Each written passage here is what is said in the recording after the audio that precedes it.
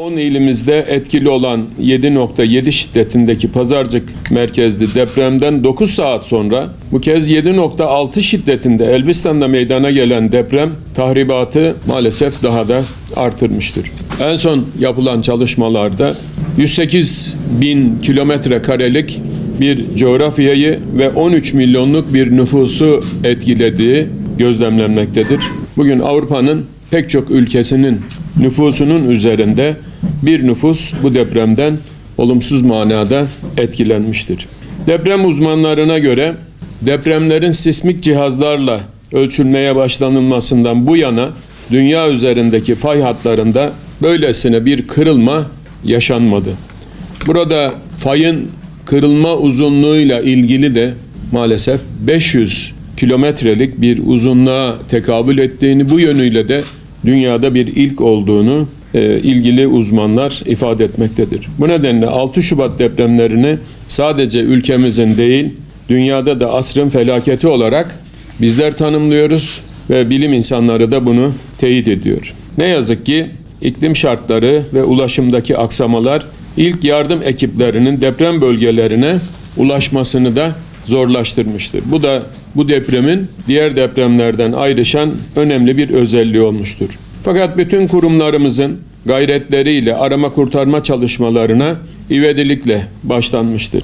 Çok şükür ki zor zamanlarda bir olduğumuzu bir kez daha tüm dünyaya gösterdik. 85 milyon bir ve beraber bu zorluğu da inşallah aşacağız. Bu süreçte vatandaşlarımıza salimen ulaşma mücadelesinin yanında dezenformasyonla da mücadele etmek durumunda kaldık. Barajlarımızla ilgili dezenformasyon ne yazık ki arama kurtarma çalışmalarını da olumsuz yönde etkilemiştir.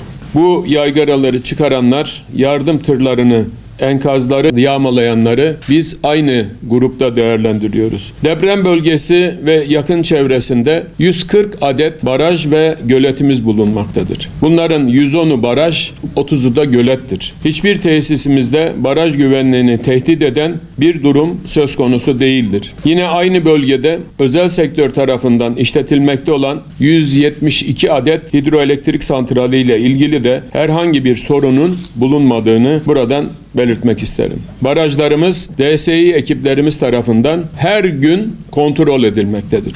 Bölgedeki baraj ve göletlerimizin 140'ına da ulaşılmış olup 132'sinde acil müdahaleyi gerektirecek bir duruma rastlanmamıştır. 8 barajımız takip altındadır. Bunlardan Malatya Sultansuyu Barajı ve Osmaniye Arıklıkaş Göleti'nin suyunu boşalttık. Malumunuz 3 gün önce Atatürk Barajı'nı, dün de Hatay'da Yarseli Barajı'nı yerinde yine teknik ekibimizle inceledik. Kretlerde çatlaklar olduğu var ama bu çatlaklar her zaman olan bir şey. Ama bu çatlakların o sözünü ettikleri gibi barajın bir tehlike doğuracağı noktasında asla değerlendirilmemesi gerektiğini buradan bütün kamuoyuna aracılığınızla duyurmak istiyorum. Ayrıca sınırlarımız dışındaki barajları anlık olarak da takip ettiğimizin bilinmesini isterim. Suriye rejimi kontrolündeki El Rastan Barajı'ndaki çalışmalar nedeniyle barajın kapakları açılmış. Bu durum yerel kaynaklardan öğrenilir öğrenilmez DSİ ekiplerimiz Asi Nehri'nin debisini kontrol etmeye başlamıştır. Nehrin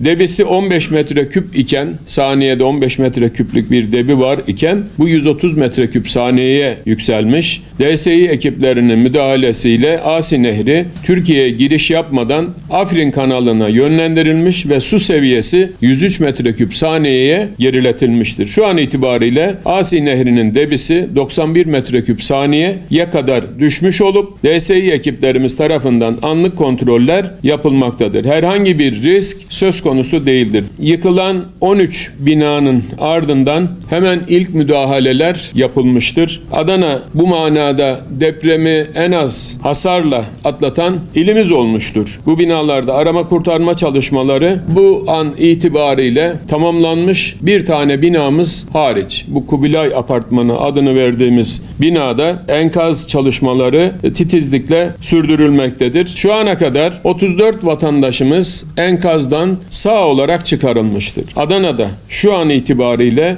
378 vatandaşımız hayatını kaybetmiş ve enkazdan kurtarılan 33 vatandaşımız da yaralı olarak hastanede şu anda onlar da tedavileri yapılmaktadır. Hayatını kaybeden vatandaşlarımıza bir kez daha Rabbimden rahmet niyaz ediyorum. Ailelerine sabırlar diliyorum. Yaralılara da acil şifalar temenni ediyorum. Rabbim bir daha böyle ağır imtihanla bizleri sınamasın. Depremin hemen ardından hasarlı binalar boşaltılmıştır. Adana'da yıkılan binalarda AFAD koordinasyonunda toplam 350 personel arama kurtarma çalışmalarını aralıksız sürdürmektedir. Hasarlı binalarda kalan 13.000 vatandaşımız kurumlarımızın misafirhaneleri başta olmak üzere konaklama tesislerine yerleştirilmiştir. Ayrıca belli başlı merkezlerde 4.000 çadır kurularak yaklaşık 22.000 vatandaşımızın buralarda barınması sağlanmıştır. Adana'da toplam böylelikle 35.000 vatandaşımızın güvenli bir şekilde barınmaları tesis edilmiştir. Toplanma alanlarındaki vatandaşlarımızın elektrik, beslenme ve güvenlik tüm ihtiyaçları AFAD koordinasyonunda kurumlarımız ve sivil toplum kuruluşları aracılığıyla giderilmektedir. Hasar tespit çalışmaları sonucunda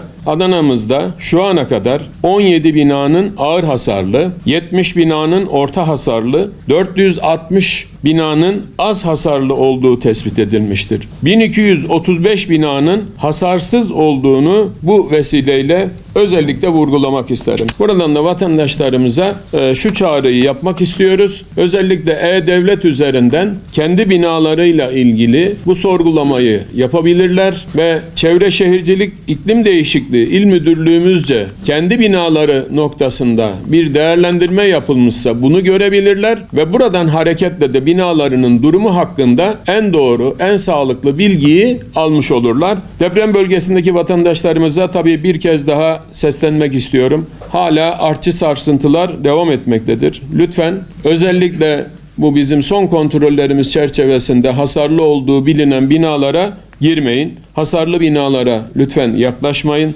Hasar tespit çalışmaları tamamlanıncaya kadar toparlanma veyahut da bir arada olma alanlarında kalmalarında önem arz ettiğini, bunun da önemli olduğunu da belirtmek istiyorum. Özelde depremin ilk dakikalarından itibaren personeli ve tüm imkanlarıyla seferber olan bütün birimlerimize, sivil toplum örgütlerimize, teşkilatlarımıza, hülasa emeği geçen herkese bir kez daha milletim adına, şahsım adına şükranlarımı sunuyorum. Yıkılması gerekenler zaten etrafları şeritlenerek oralara giriş ve çıkışlar asla bunlara izin verilmiyor.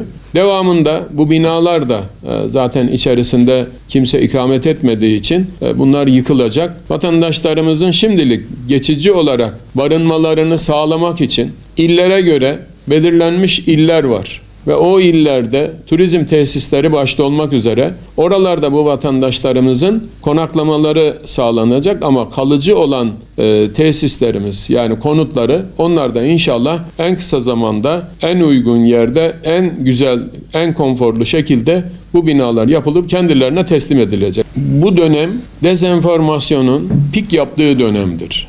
Mesela denildi ki Atatürk Barajı patladı veya patlayacak. Ondan sonra bütün Şanlıurfa veya onun mansabında bulunan yerleşim yerleri su altında kalacak. Hususi oraya gittim. Orada hem havadan hem de barajın gövdesine inerek baktım. Türkiye son 20 yılda 276 olan baraj sayısını 992'ye çıkarmış. Bunlara en son Yusufeli Barajı'nı da ekleyerek adeta dama demiş bir ülkenin adı. Baraj konusu, barajların inşası, yapımı konusu artık Türkiye'de sıradan bir vaka haline geldi. Bizim kendi mühendislerimiz, kendi teknisyenlerimiz, kendi işçilerimiz bu konularda dünyada bir numara. En yetkin ekip.